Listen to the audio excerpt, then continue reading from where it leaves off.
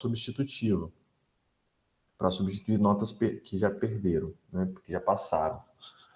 E aí é isso. A substitutiva é só para quem perdeu efetivamente, tá? É isso. Vou corrigir assim que possível. Final de ano é bem complicado, mas prometo que até o carnaval eu entrego a resolução da prova. Nossa, correção da prova. Tá? No mais, alguma consideração? Sem considerações? Sem considerações. Derivada é uma coisa bem bacana, né? Derivada é uma coisa que a gente vai precisar tanto ao longo do curso que a gente precisa aprender até... Tem que saber derivada de frente para trás, de trás para frente, né? E já já vocês vão entender o porquê disso, tá? Com a continuação da nossa matéria. Hoje a gente vai estudar um problema famoso em cálculo. O cálculo ele é regido basicamente por dois problemas clássicos. Um que vocês já estudaram,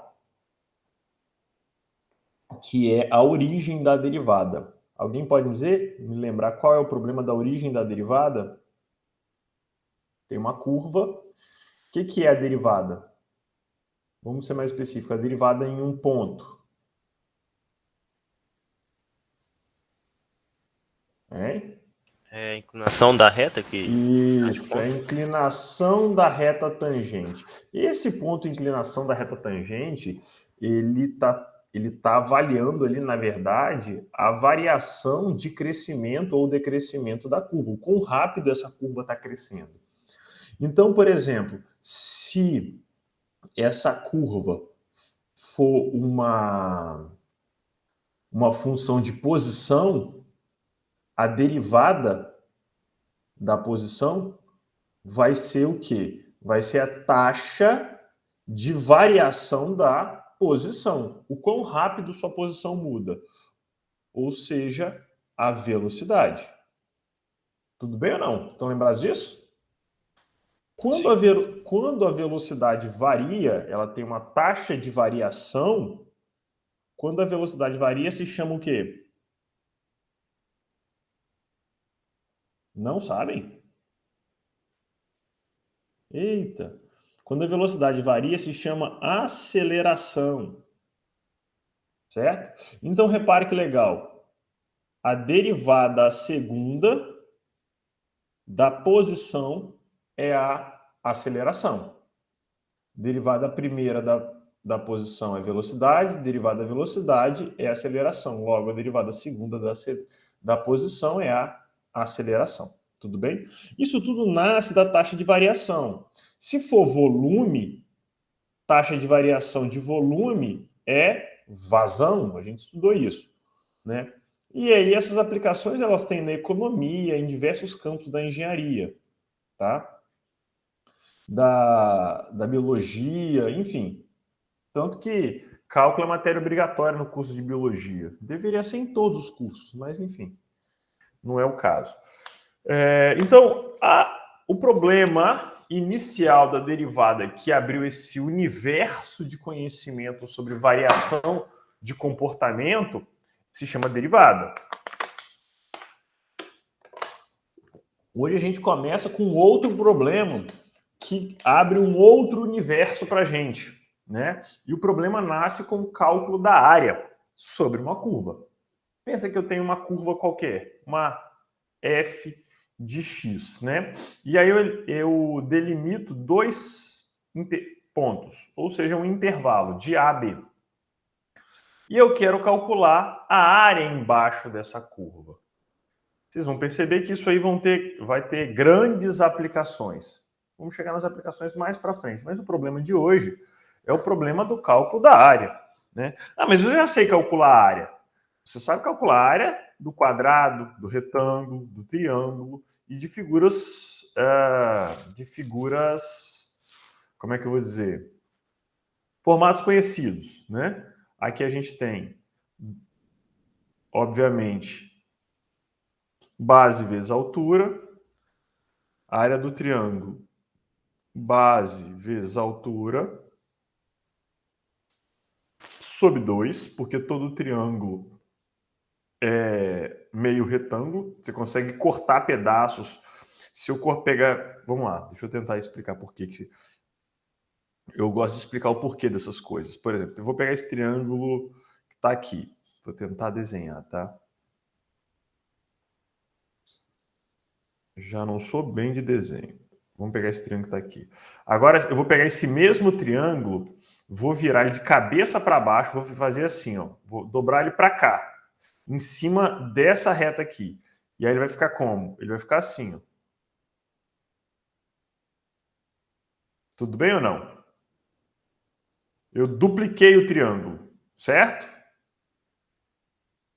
Aí agora eu vou recortar esse pedaço de cá e vou colar ele aqui, porque essa linha aqui é igual a essa. E aí eu vou ficar com isso aqui. Repara, isso é a base, isso é a altura. Só que isso aqui é um retângulo. Então vai ser base vezes a altura, a área do retângulo que a gente conhece. Só que aqui eu tenho dois triângulos. Então, sobre 2. Logo, a área do triângulo é base vezes a altura sobre 2. Tudo bem ou não? Uma prova da área do triângulo totalmente geométrica. Tá? Uma figura regular, por exemplo, só de retas, eu posso dividir ela em triângulos, né? E calcular essas áreas dos triângulos aqui. Acho que até aqui tudo bem. Mas se eu quiser calcular uma área embaixo de uma curva, né? Vamos pegar aqui esse problema. Use retângulos para estimar a área sobre a parábola, né, x ao quadrado de 0 a 1. Eu quero essa área, esse S, essa área achurada aqui. Tudo bem? Lembra como é que a gente fez para calcular inicialmente a derivada? Tinha um ponto aqui, eu queria essa taxa de inclinação da reta tangente. Estão lembrados disso? O que a gente fez aqui? Vamos lá. A gente fez algo mais ou menos assim. Em vez de pegar a reta tangente, eu peguei a reta secante. Aí essa inclinação da secante eu sei que vai ser essa distância, vou chamar essa distância aqui de A, essa distância aqui de B. Essa inclinação é A dividido por B, né? Se eu pegar A dividir por B, eu vou ter exatamente a inclinação que é a tangente desse ângulo de inclinação aqui, que é o coeficiente angular da reta. Enfim. E aí eu comecei fazendo aproximações. Eu fui fazendo esse ponto aqui se aproximar, vou chamar esse ponto aqui de P. A gente fez o quê? Fez o limite do P tender a Q, né? Então, por isso que você estuda o limite antes de estudar a derivada. Porque você precisa conhecer limite para poder chegar a definir derivada. Depois a gente define a derivada, né? Espero que vocês lembrem da definição de derivada, que é bem importante. Teoricamente foi falado aqui, eu tenho um x, tenho um h, né? Perdão, h é o comprimento. H, então aqui é x mais h, certo? E aí a gente faz esse valor aqui quando h tender a 0, né? Essa é a ideia. Só para lembrar, o que vai ser? Então vai ser essa distância aqui. Isso aqui é f de x mais h. Aqui eu tenho f de x. Então essa inclinação vai ser f de x mais h menos f de x, isso tudo sobre o comprimento h, ou seja, essa distância sobre essa distância, certo? E aí a gente faz isso aqui para calcular a derivada, o h tender a 0. Estão lembrados disso ou não? Tô lembrado sim, senhor. Beleza, espero que sim. Só que antes de chegar nessa definição de derivada, a gente calculava isso usando aproximações. Então a gente vai usar essa mesma estratégia que ela foi muito útil, essas aproximações para poder inferir coisas, né? Ela não resolve o problema, mas ela ajuda a ter ideias, isso que é importante, tá? Ajuda a ter ideias. Então, vamos começar essa ideia. Então, vou usar retângulos para aproximar essa área. A aproximação não está muito boa, não, mas já dá para ter uma ideia. A base vai ser de 0 a 1. Se eu dividir em 4 retângulos, obviamente, cada retângulo vai ter uma base com 1/4, né? 1/4, 0,25. Eu peguei e dividi em 4 retângulos. Se eu pegar a distância, como é que eu calcularia essa distância de uma maneira mais genérica? Isso aqui é 1 e 0. Então, eu vou fazer 1 menos 0 dividido por 4. O que é esse 4? Esse 4 é o número de retângulos que eu quero, tá? Essa é a ideia. Então, claramente, eu vou pegar aqui. Eu peguei aqui esse ponto, esse ponto, esse ponto e esse ponto. As extremidades à direita do retângulo. Quem é esse ponto de cá? Quem é a altura desse primeiro retângulo? É o F... Opa, F de X não. F de 1/4, que é igual a 1/4 ao quadrado, já que a função f é essa aqui. Aqui eu tenho meio ao quadrado, 3/4 ao quadrado, e no final eu tenho 1 ao quadrado. São as alturas, né, dos retângulos, né? E a base do retângulo é sempre o mesmo comprimento, é sempre o mesmo tamanho, porque eu dividi em retângulos iguais, né? Tudo 1/4. Certo? Mesma coisa do lado direito, só que aqui, em vez de pegar a ponta direita do retângulo, passando pela curva, eu peguei a ponta esquerda, né? Peguei a ponta esquerda aqui. Aqui, a altura é 0, altura 1/4, altura meio, perdão, 0, 1/4 ao quadrado, meio ao quadrado e 1/3 ao quadrado. Obviamente, desculpa, aqui eu tenho um valor que passa, um valor excedente, e aqui eu tenho um valor que falta. O que eu poderia fazer? Poderia tirar a média, né? Poderia tirar a média para conseguir uma aproximação melhor, parece razoável. Mas uma outra estratégia de conseguir uma aproximação melhor... Espera aí que eu acho que chegou gente.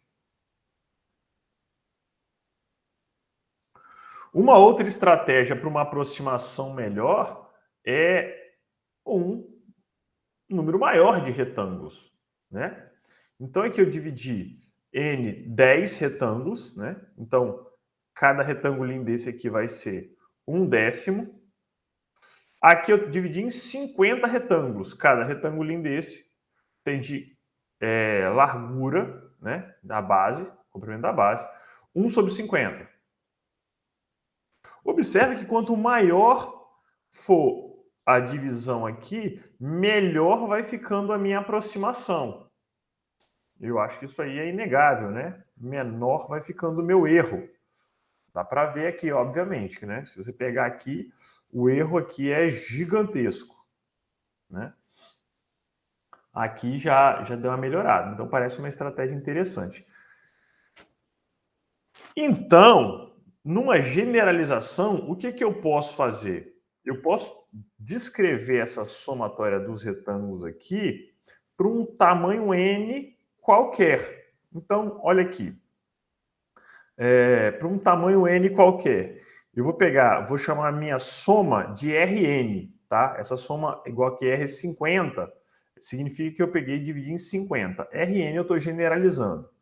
Então, se eu estou dividindo em n retângulos, quem vai ser a minha base como comprimento do problema ali, comprimento da curva? Tem base 1, então aqui eu tenho 1 sobre n. Estou dividindo em n retângulos, estou generalizando, tá? Quem é a altura de cada curva? A altura de cada curva vai ser quem? Opa, não era isso que eu queria, não. Repara, aqui eu tenho, vou pegar aqui que é mais fácil. Aqui eu tenho 1/10, dividir por 10. Depois eu tenho 2/10, o próximo elemento aqui. Vou vir aqui que é mais fácil de enxergar.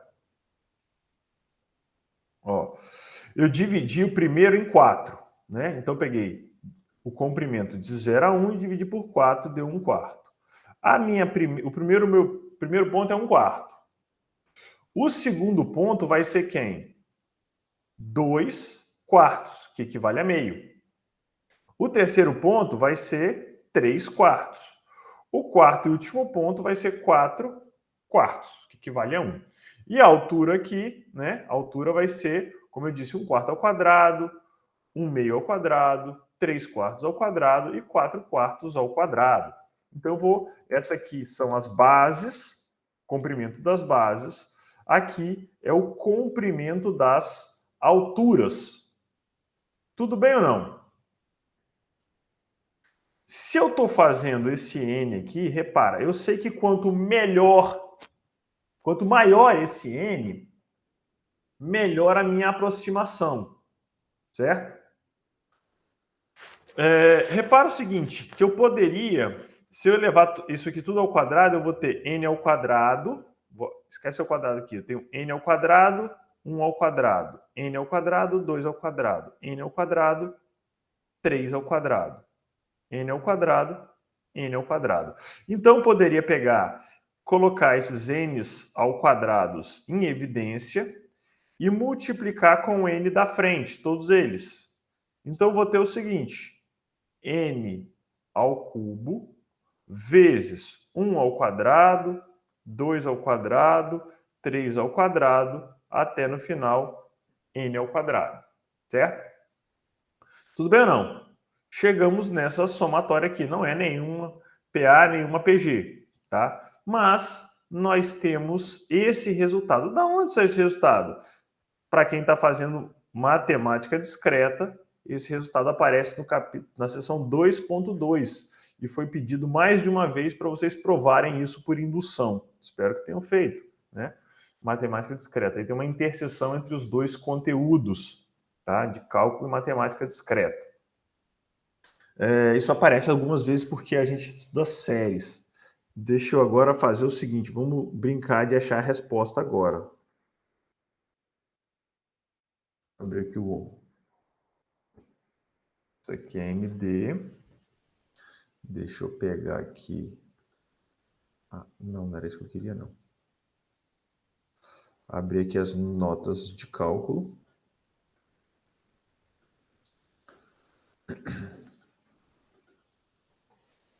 E vamos, então, tentar achar o valor dessa área, né? Dessa área aqui, né? De 0 a 1, tá? Usando isso aqui. Como é que eu vou achar o valor dessa área? Fazendo o n tender a infinito. Né? Se eu fizer o n tender a infinito aqui, eu vou ter o valor da área exata. Vocês já estudaram o limite e então conhece isso. Então, eu vou ter o seguinte. Limite do n tendendo a infinito.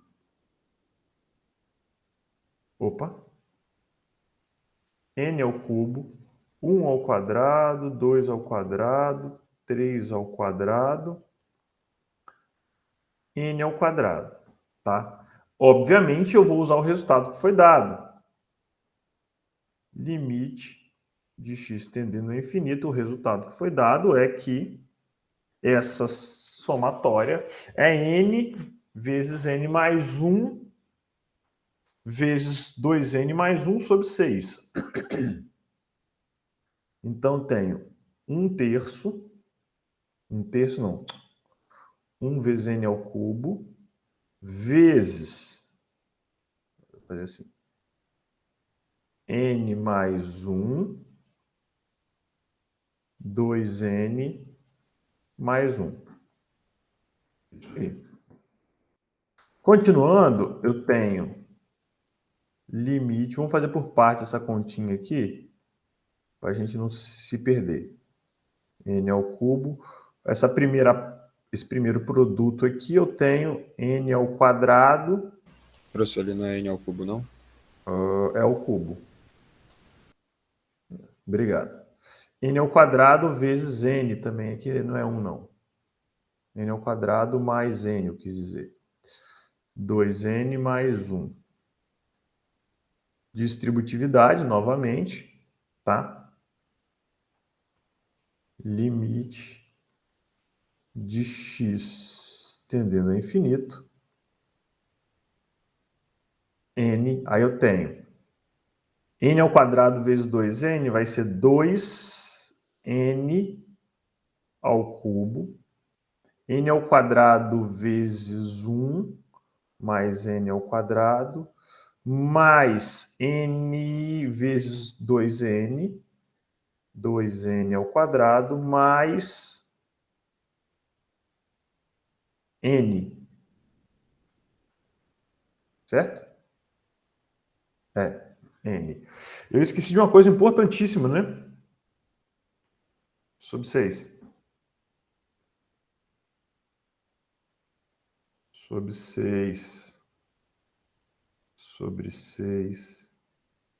E sobre 6. Sobre 6. Limite, que n mais feio, de x tendendo a infinito. Pronto. Agora, em vez de sair fazendo conta em cima, eu já vou simplificar com esse n ao cubo. Vamos lá. Olha o que eu vou fazer. Esse 6 está embaixo de todo mundo. Então, eu vou só repetir ele em todo mundo e vou colocar tudo separadinho. Ó. N ao cubo com n ao cubo simplifica. Tudo vai ficar 2 sobre 6. Mais n ao quadrado com n ao cubo. O n ao quadrado corta, só sobra o n embaixo. Então, vai ficar 1/6 vezes n aqui embaixo. Mesma coisa que corta esse n ao quadrado com esse n ao cubo. Vai ficar 2/6 elevado sobre n, né? E para finalizar, esse n corta com n ao cubo.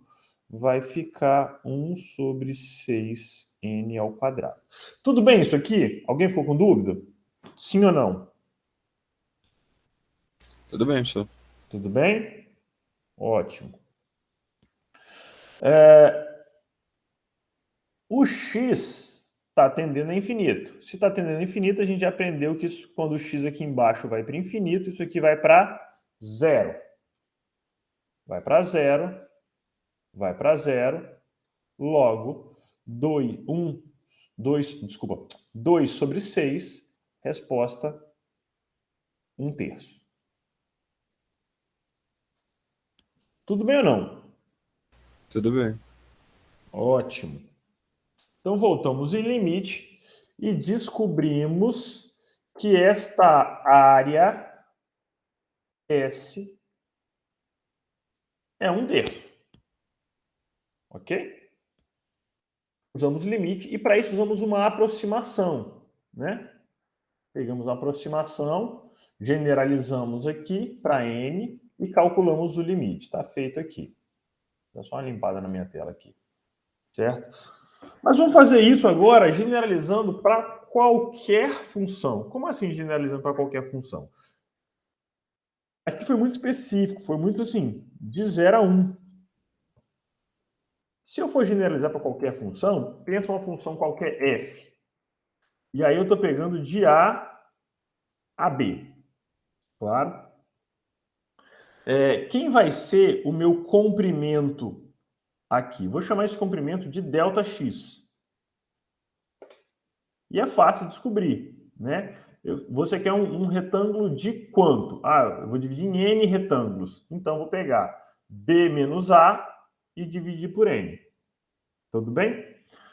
Fazendo isso, quem serão os pontos aonde eu vou usar a f de x aqui, no caso, a f de x1, para calcular as alturas dos retângulos? Eu vou pegar o primeiro elemento e vou somar a largura do meu retângulo. Então, o primeiro elemento, somei a largura do retângulo. Então, o primeiro elemento que eu vou pegar aqui para calcular a altura do meu retângulo, da minha aproximação, esse retangulinho aqui, vai ser o x1. Então, tenho a altura vezes a largura do retângulo. Tudo bem? Aí eu somo, aqui é delta x. Quem é o próximo? Próxima altura, é o f do ponto x2. Como é que eu obtenho o x2? Aí eu pego o a e somo 2 vezes. Então eu tenho 2 ΔX. Certo? E aí tem o próximo x2, a área do próximo retângulo, né? Base vezes a altura do retângulo. Tudo bem ou não? E assim sucessivamente, até o último, né? Base, que é o delta, sempre é constante isso, a altura, que vai ser o ponto ali. E aí a gente generaliza, a gente consegue generalizar isso aí e montar uma somatória, certo? Qual vai ser? Aqui está a ilustração do que eu estou falando, né? Então eu tenho a altura, f de i, para qualquer izinho aqui, certo? E a minha base é sempre ΔX, né? Calculado dependendo da quantidade de retângulos que eu quero. Se eu quero a área exata, basta eu calcular o limite do n tendendo a infinito. Lembrando que o n é um número de retângulos. Ok ou não? Ok. E aí a gente tem uma generalização. Por exemplo, vou ilustrar uma generalização aqui. Aqui teve um caso que a gente pode fazer para melhorar, que seria o seguinte: em vez de pegar a extremidade da curva, eu posso pegar qualquer ponto aqui dentro. Não precisa ser extremidade. Como eu estou fazendo infinitos retângulos, aqui eu estou pegando no meio, né? Então, peguei aqui a minha largura. Quantos retângulos? 1, 2, 3, 4, 5, 6, 7, 8, 9. Contei errado. 1, 2, 3, 4, 5, 6, 7, 8, 9, 10 retângulos. 10 retângulos. Quem vai ser o meu delta? Delta x, que é a largura do retângulo. Vai ser 2 menos 0 dividido por 10, 0,2. Né? E aí eu estou pegando uma aproximação aqui. Quem vai ser esse primeiro x1 aqui? 0,2. Só que eu posso, em vez de pegar essa borda aqui, para fazer uma aproximação melhor, eu posso pegar a média. Pegar o meio. Em vez de pegar a ponta do retângulo, eu peguei aqui no meio 0,1. Não tem problema nenhum. É uma outra aproximação. Na verdade, eu posso pegar qualquer ponto aqui dentro do intervalo para calcular essa altura. Por quê? Porque na prática, se eu estou fazendo o limite tender a infinito, esse retângulo vai ficar tão fininho, que não vai ter nem muita diferença de um para o outro. Tudo bem? Então, posso imaginar qualquer ponto ali no meio. E aí eu consigo fazer as minhas aproximações. Quando a curva é comportamental assim, é matemática, beleza. Só que às vezes a gente usa esse conceito, a gente não, né? Os engenheiros, pesquisadores, pessoal da computação, usa esse conceito, o conceito desse de área, que isso vai ganhar um nome já já, esse conceito de área para definir algumas coisas que não tem nem função. Vou dar um exemplo muito simples. Quando eu fiz um concurso do IFES, eu gosto dessa aula que me remete a um passado, a uma nostalgia. Quando eu fiz concurso do IFES, o tema que caiu para eu dar aula foi exatamente cálculo de volume, né? Cálculo de volume. E aí eu fui pesquisar aplicações ali para poder levar para a banca as aplicações, né? No momento apropriado a gente vai fazer isso, tá? Inclusive o trabalho de vocês é relacionado à aula que eu dei quando eu fiz o concurso do IFES. Mas o artigo que eu achei era um artigo que era o seguinte: o cara tinha que calcular a vazão de um rio. Como é que você calcula o volume de água passando em um rio? Faz ideia? Como é que é feito? Como é que o cara fez? Né? Pensa que as margens do rio, né? Tem aqui a margem do rio. O que o cara fez? Você consegue calcular a velocidade da água. Se você sabe a velocidade da água, como é que você calcula a velocidade da água? Você consegue, bota uma folha e vê a velocidade dela. Basicamente isso aí. Você pega a velocidade da água. Só que você precisa saber o corte, a seção reta do rio. Quanto que ele tem de área para saber quanto que está passando ali. Então, o que o cara fez? Passou um sonar reto de uma margem a outra, calculando a altura. Certo? Foi calculando a altura. De pedaços em pedaços ali, desenhando o perfil do rio. Então, o que ele está fazendo, na verdade, é calculando a área do rio usando essa estratégia. Sabe o intervalo de cada medida e passa a conhecer a altura, certo? E aí ele conseguiu calcular a vazão do rio. Essa foi a ideia do artigo que eu encontrei no momento lá. Tá? E aí, isso, claro, como eu falei de vazão, isso tem outras relações. Agora imagina só, trazendo agora para o problema da distância. Eu quero achar a distância percorrida por um objeto durante um período de tempo, certo? Onde eu conheço a velocidade do objeto nos instantes. Então, um objeto está em movimento, está com a velocidade oscilando, e eu quero saber a distância percorrida, medindo só a velocidade.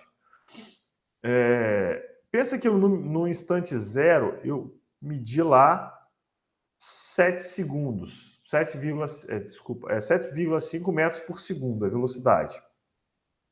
No instante 5,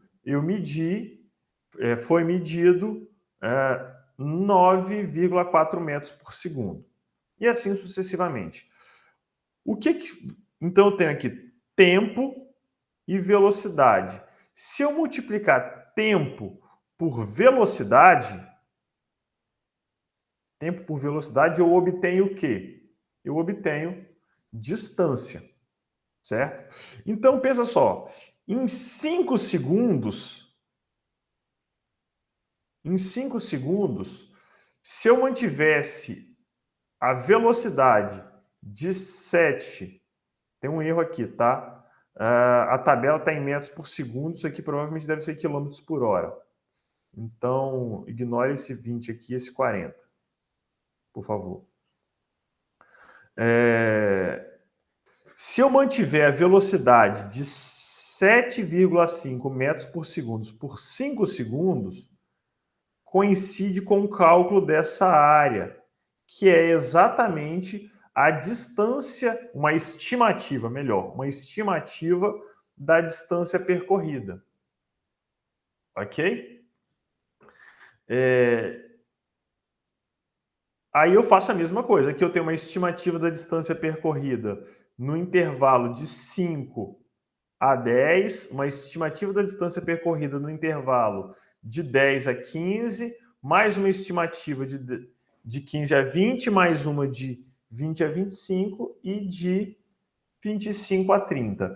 Então, se eu fizer 5 segundos vezes 7,5 mais 5 segundos vezes 9,4 mais 5 segundos vezes 10,6 e assim sucessivamente, até 5 segundos vezes 12,5, eu tenho uma estimativa da distância percorrida.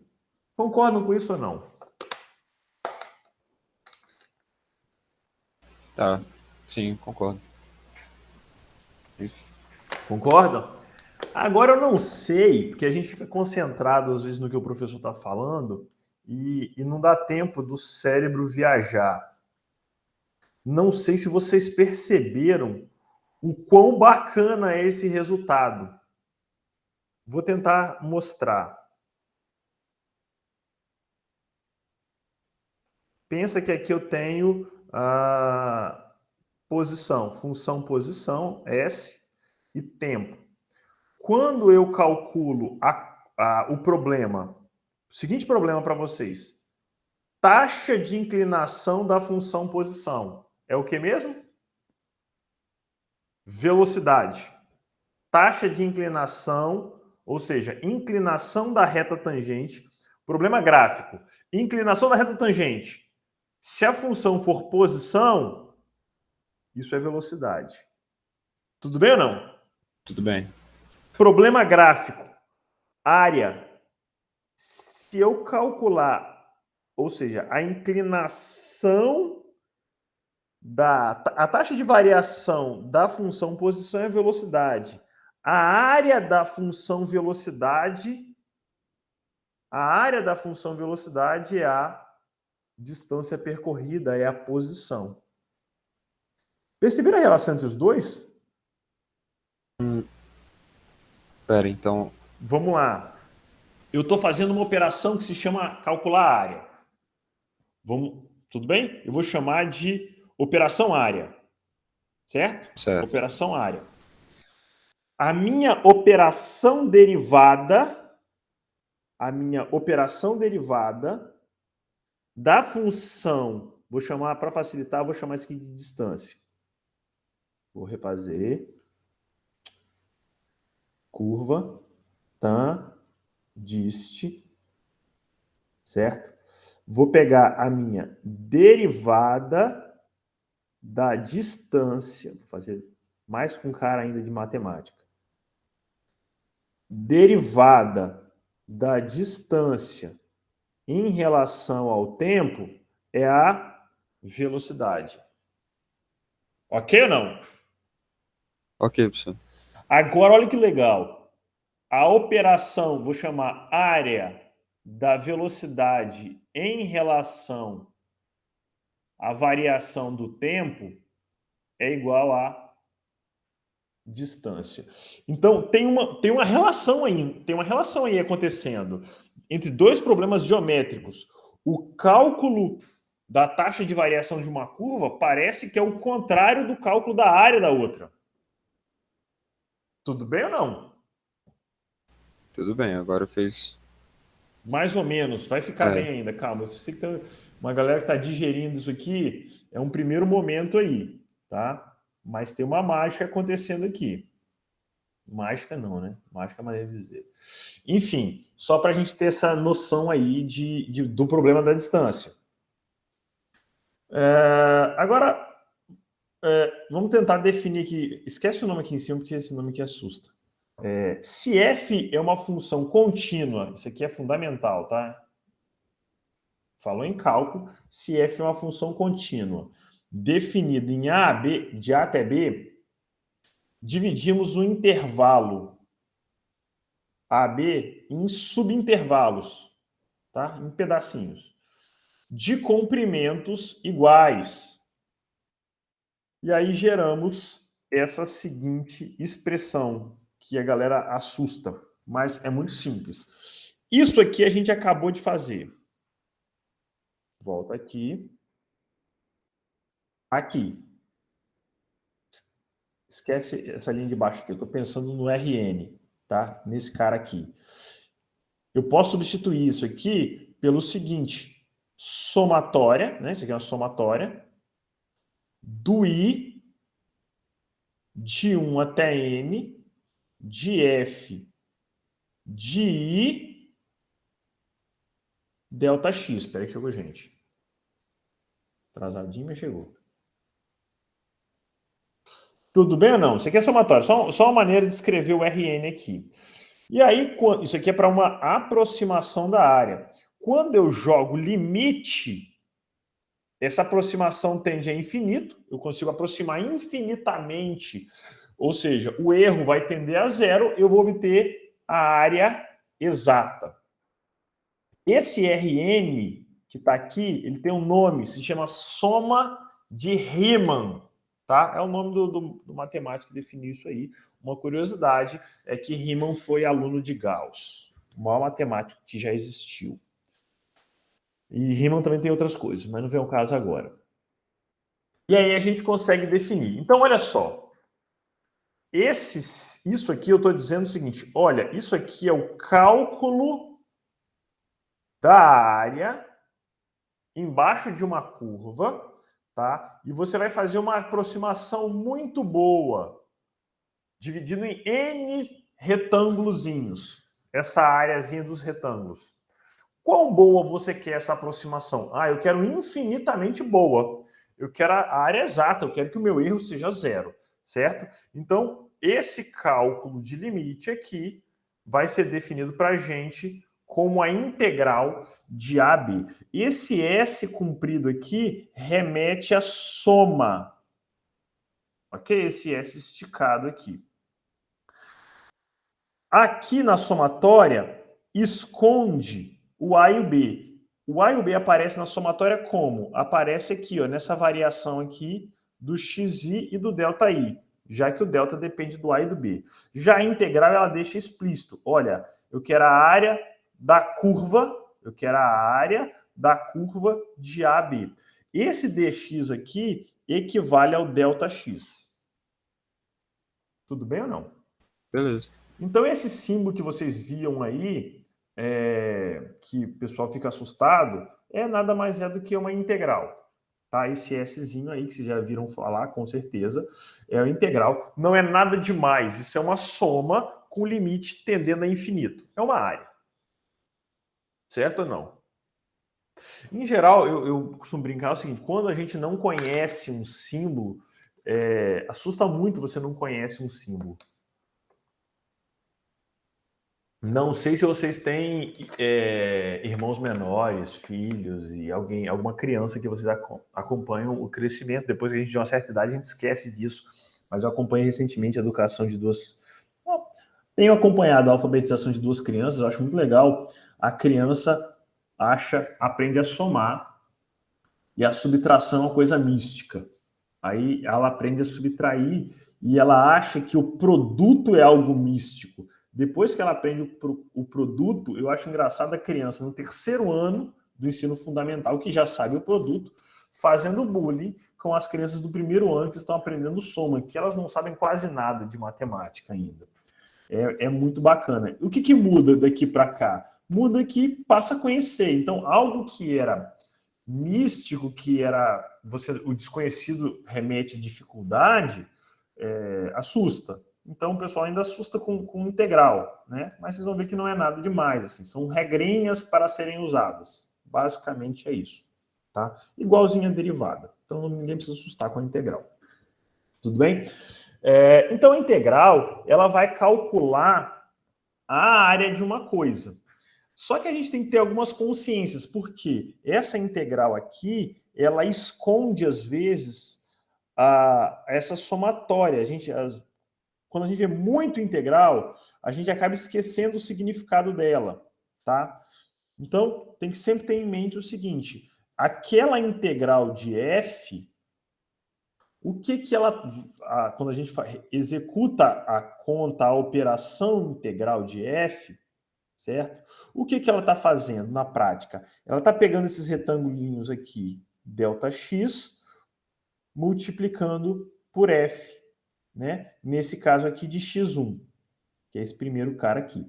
Só que repara, se eu fizer essa operação aqui para baixo, aqui é ΔX. Vou chamar esse ΔX aqui, vou chamar esse cara aqui, esse ponto aqui, de xi.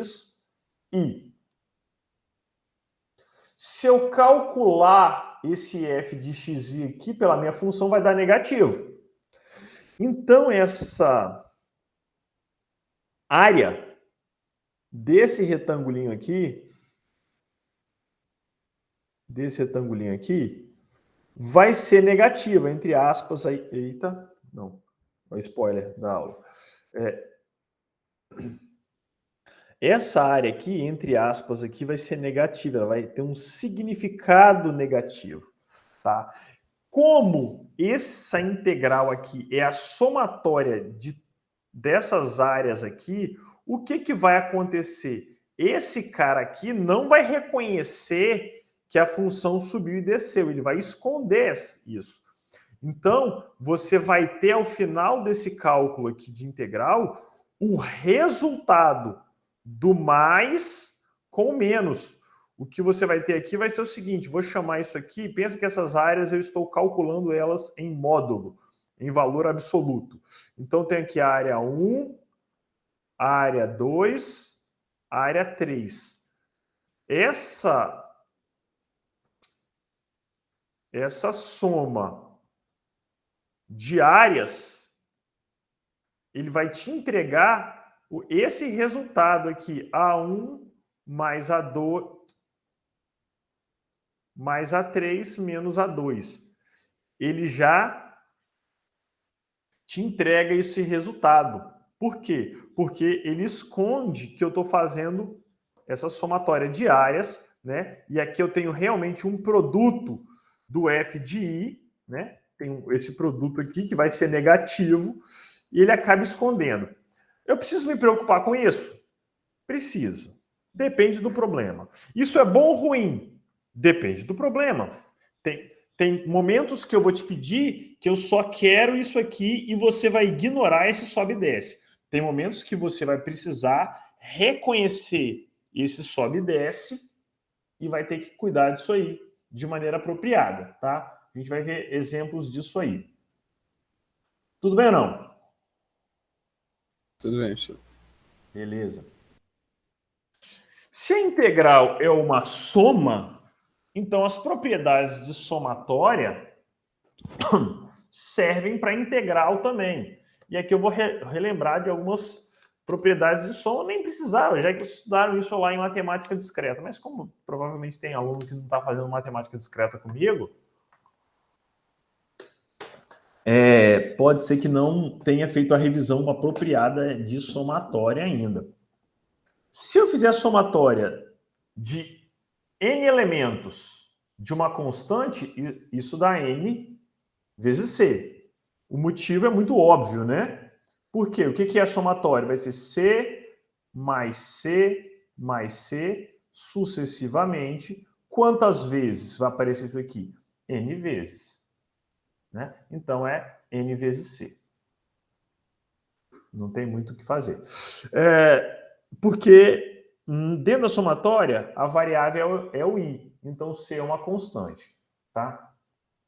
Aqui o a de i significa que esse elemento vai mudar a cada passo da somatória. E o c é uma constante. Se o c é uma constante, o que eu posso fazer na prática, isso aqui, é colocar o c em evidência. Pensa na somatória. Vou dar um exemplo aqui. Vamos voltar lá atrás. Cadê? Aqui. Eu fiz aqui, né? Eu tinha que o I de N, eu posso pegar isso aqui e colocar em evidência, que foi o que eu fiz, tá? Que nada mais é do que a somatória, pegar todos os I de N, desculpa, todos o 1 sobre N e jogar para frente da somatória, tá? Então tá ilustrado aqui. É lógico que a somatória da soma a somatória da soma é a soma das somatórias. É até difícil de falar isso, é quase aqueles trava-língua. Isso vale também para a subtração, né? É só organizar a soma ali da maneira apropriada. Beleza. Revisamos somatória e falamos que isso serve para integral também, então vamos começar calculando as nossas primeiras integrais, assim, para assustar logo. Ou para ver que isso não assusta. Integral de 1 menos x. Se a integral nada mais é do que uma área, vamos pensar aqui. Integral de 1 menos x, de 0 a 3. Quem é esse gráfico de 1 menos x? Pensa na função y igual a 1 menos x. É a mesma coisa da função identidade descer uma unidade. Então, aqui vou marcar 1, 2, 3. Né? Se o x for 0, o y é menos 1. Se o x for 3, a função vai ser 2. Se o x for 1, a função é 0. Então é isso aqui. Tudo bem ou não? Tudo bem. Então aqui eu tenho claramente uma área 1, que vai ser negativa, e uma área 2, que eu fiz aqui, uma área 2 que vai ser positiva. Certo? Tendo consciência disso, a área 2 aparentemente é maior, né? Então, eu vou fazer a área 2 menos a área 1. Isso é o que vai acontecer, vai ser o resultado dessa integral. Então, observe que aqui eu precisei, como era de 0 a 3, eu precisei dar conta disso aqui. A área 1, uma unidade, uma unidade. Então, a área A1 vai ser 1 vezes 1 dividido por 2, meio. Aqui eu tenho 2 unidades, aqui eu tenho 2 unidades. A área 2 vai ser 2 vezes 2 dividido por 2, isso é igual a 2. Então, a integral de 0 a 3 de x menos 1 dx é igual a 2 menos meio. 4 menos 1, 3, 3 meios, se você preferir. Esse é o valor da integral. É a área resultante? Não. É essa área menos essa. É o valor da área... não é a área total, perdão. É a área resultante. Tudo bem? Ficou claro isso? Sim, professor. E essa integralzinha aqui, que tem uma raiz quadrada? Como vocês fizeram um trabalho de cálculo, eu vou torcer agora para vocês lembrarem do que é isso aqui. Pensa na função y igual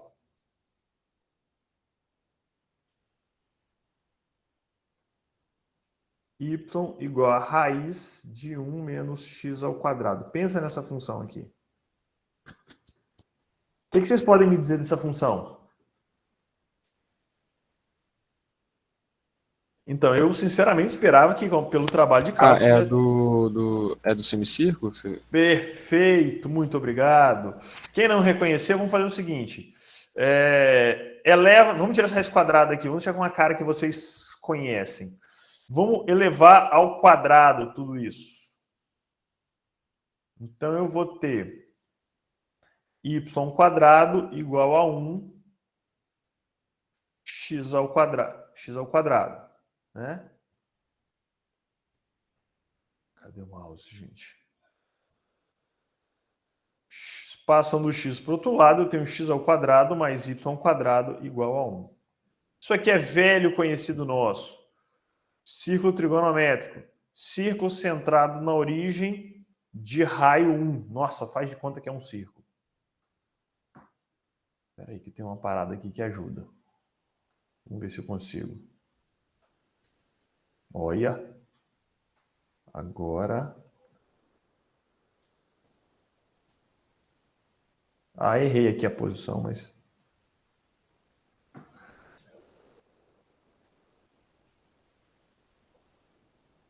Pronto. Então, o círculo centrado na origem de raio 1. O que é essa integral? Na verdade é o seguinte, isso aqui é o semicírculo, a raiz quadrada, como o colega disse. Por que semicírculo? Porque quando eu elevo ao quadrado, na prática, eu tenho mais ou menos. Como aqui eu tenho só o positivo, significa que eu estou tratando só da parte superior do semicírculo. Tá? E dessa parte superior, eu estou pegando a área de 0 a 1. Então, eu estou pegando só isso aqui, só 1/4 de círculo de raio 1. Círculo de raio 1 vai ser o quê? Π raio ao quadrado. Eu quero 1/4. Então, essa integral dá π sobre 4. Tudo bem ou não? Tudo bem. Então, uma coisa interessante aqui. A gente resolveu essas integrais com zero conta. Conta nenhuma, foi interpretação geométrica. Aqui você fez conta. Não fiz uma conta, eu fiz uma interpretação algébrica, né? Fiz uma interpretação algébrica aqui para poder chegar numa geometria que eu conhecesse, tá? Mas não tem conta, só arrumei melhor ali, tá? Só para a gente ter essa ideia de integral mesmo. E aí eu volto nas propriedades. As mesmas propriedades de somatória são aplicadas a integrais. Essa primeira está estranha, não está igual não. Está sim.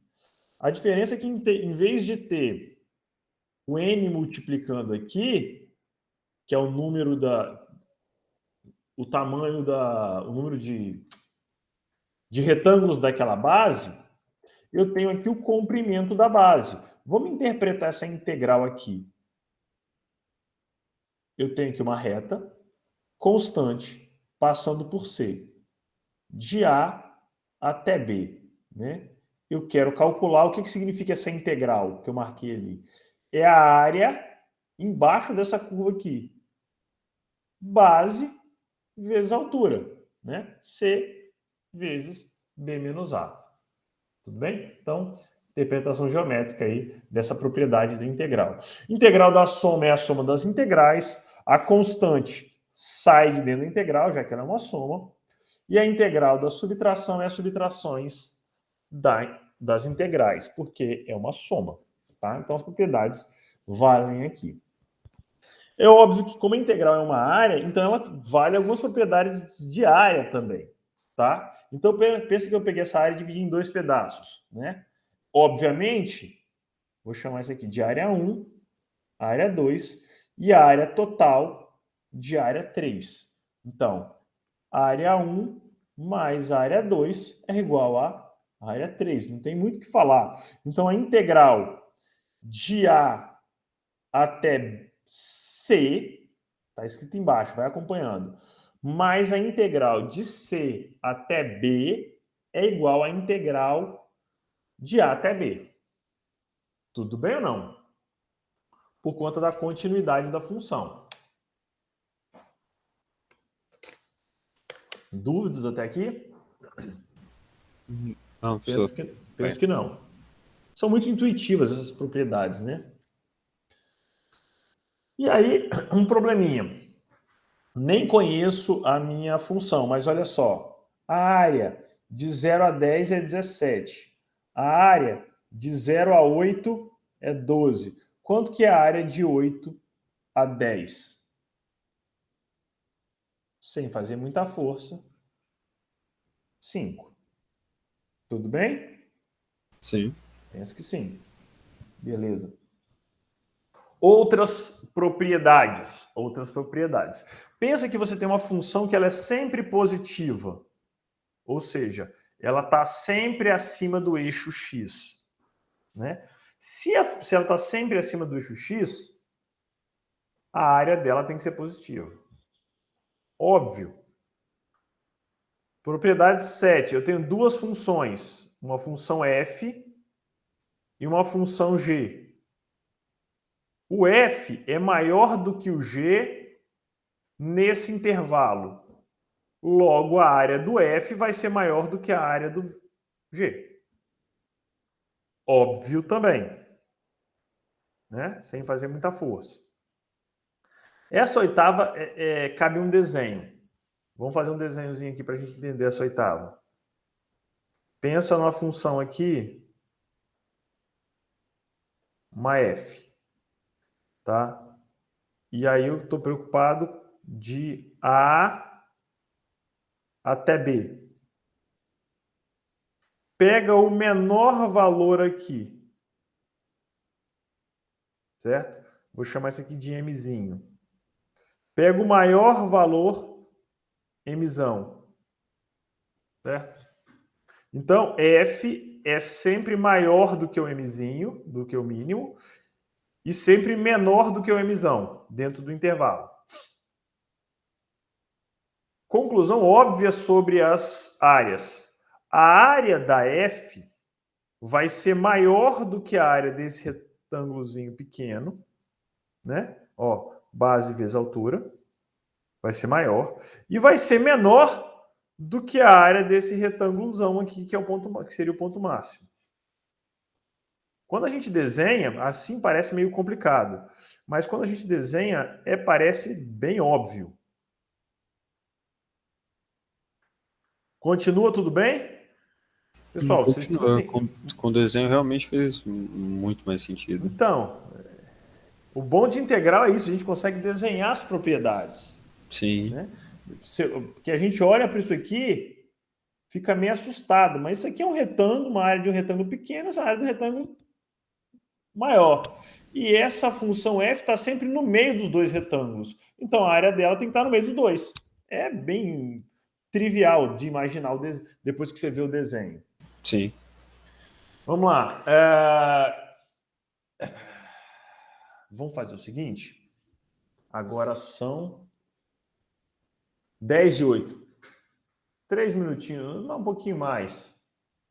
Uns pouquinho menos, 10 minutinhos para a gente tomar uma água no banheiro e voltar. Tudo bem? Que aí a gente Beleza. começa com essa sessão aqui. Tá? Aproveitar essa quebra aqui. Descartar. Eu vou dar uma... Que aí é bom que o vídeo também dá uma pausa.